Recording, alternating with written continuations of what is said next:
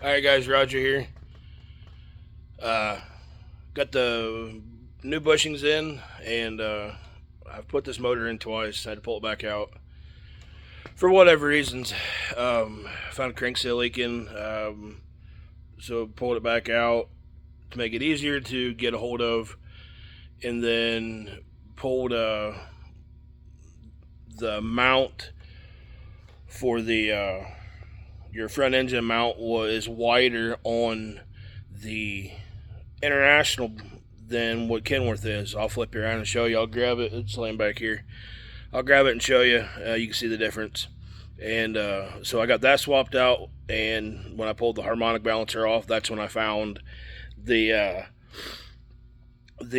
what you call it, the seal bad. So went ahead and replaced it. You know, it's easier to do it out of the truck than it is in the truck.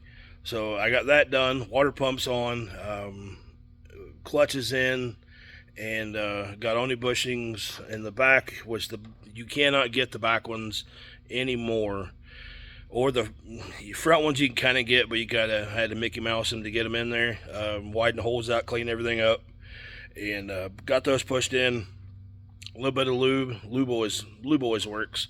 And on the back ones, I just took a mud flap and cut to the length and width I needed, and put them in. It's not, like the rubber mounts that should be in there, but I'm not going to go buy a brand new mud flap and cut it just to cut it up. Maybe down the road I'll fix it the correct way, but it is what it is. So I'm going to grab the pieces here and show you what's going on. So here's the old seal. There's the old seal. New seal's in. I didn't video it. Couldn't get my phone to work right. So this is the mount from the Kenworth block.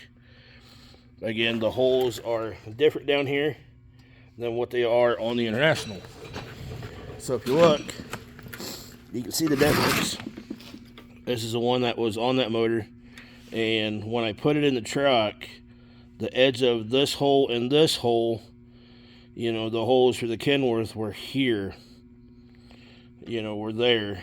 So this wouldn't fit. I mean, I'd have had it in first try, if that would have worked. I mean, you can see,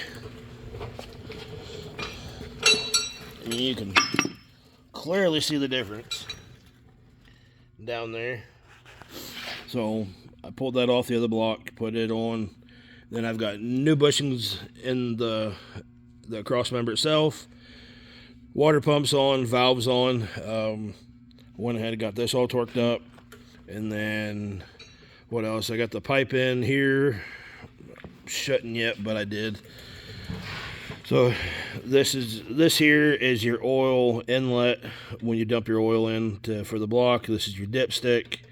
So this will stay.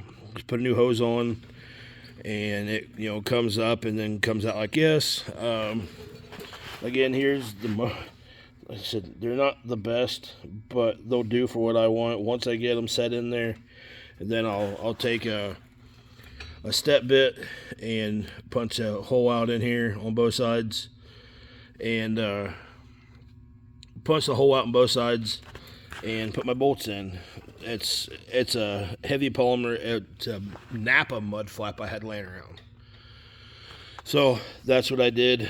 Like I said, I measured what the length was, and they fit in there perfect. I mean, it goes all the way to the back.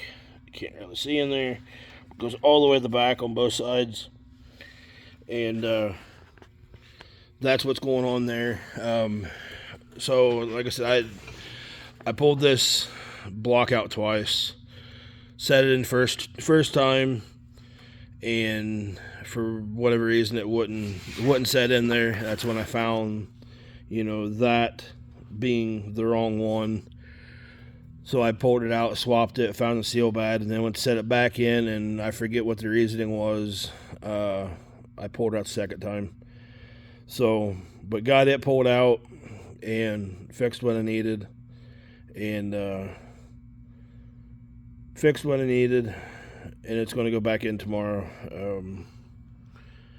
The heads are laying over there. They're in the boxes still. Get all those put on, get this top end done. I'll show you guys some more once I get that going. And so that's what's going on right now. Kind of a short little video. And so yeah, it's one thing or another. One thing or another. And it's never ending. So got the new bushings put in here. There's this plate down there you see that's sitting on the front axle. That sits on top. And then your bolts go up from the bottom. And there's a plate on the bottom that sit in there. And I'll take the two flat washers that are laying down there and put on the inside of that plate on the bottom. Put on the inside of that plate on the bottom. And that way it sandwiches up inside a lot better. It just gives it more stability. So through, and I've got all this cleaned up. I cleaned all the grease and shit out of here. There's still some in there. Fixed a couple wires that were junk, and still I never got around to getting this fixed. It'll be fine. But transmission's in, new input shaft, blah blah blah. I had a video of doing the input shaft, and my phone died about halfway through it. So I'll include that in here. It's just a short little video, and it kind of pissed me off that the phone died about halfway through it. So part of that footage is in there. Went ahead and I junked the block and everything for the Big Cam 4. Anything that went on the Big Cam 4 come off this engine itself, I junked. I'm not going to repair the block. I thought about it, but there was already enough meat out of the cylinder tops that I didn't like. And how it is, if you remember, so this here is a repair sleeve. This block has a repair sleeve in it. That's what this is. Even though these are upper press cylinder liners, to do them right, it would need the lower press fit liners. But on that other block, if you look right in here, see where that repair sleeve is and what the other one is, this was gone in my other block. That was machined out so far that this was gone in between here, to where this repair sleeve was notched to accept this one. And it was the same way on here and the same way up here and on this one. They were all notched so far in between the cylinders that every repair sleeve was notched to accept the one behind it.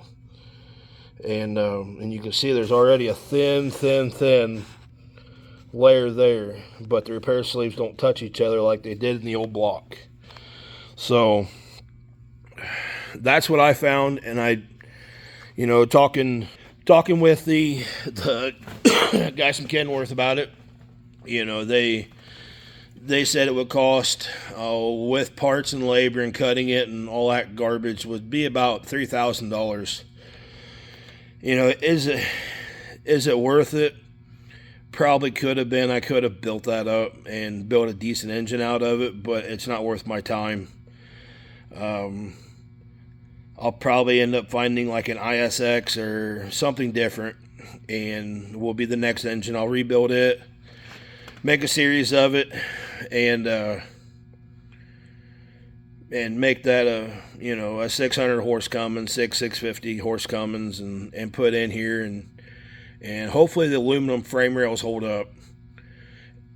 May or may not, I don't know. But at that point, then I'll probably end up finding another truck and pulling the cab off this thing and gutting the entire frame and axles, just gutting the entire frame and sending it down to Virginia to a guy down there that does frame rails, and have him make me a brand new set of frame rails and give it a little more of a stretch, and more or less from the middle of the frame back, leave it blank, and then put a different suspension in there and get rid of this 8-bag suspension, this AG100.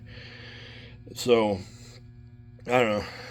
Tell me what you guys think. Like I said, going back in tomorrow for the final time, and then get the heads on it and just get this damn thing rock and roll. Oh, excuse me. So that's what's going on. If you guys could like, subscribe, and I appreciate everything you guys do, and let's try to get to 1,000. So that's what's going on, guys. Thanks.